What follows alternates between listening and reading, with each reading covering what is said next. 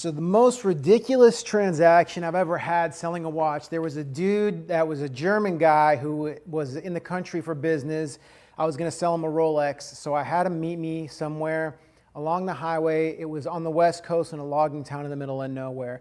He gets there, he sends me the wire. It's an international wire, so it gets a hold put on it. So I'm like, look, man, I can't let you leave with the watch without having the money in my account. So he leaves, and I'm gonna ship the watch to him later.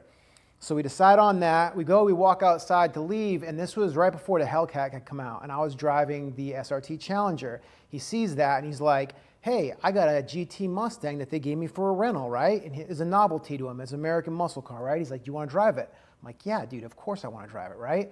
So it's this sleepy little logging town. I get in the car, and I come out of the parking lot sideways, dude. And this guy, like, this is not what he was ready for. He's like, oh my God, he's holding on to the side of the seat, like, and I'm like burning out around this little logging town. We finally get back, and his heart rate's like $150. And I'm like, all right, I'm gonna mail you the watch. See you later. I get in my car and I leave.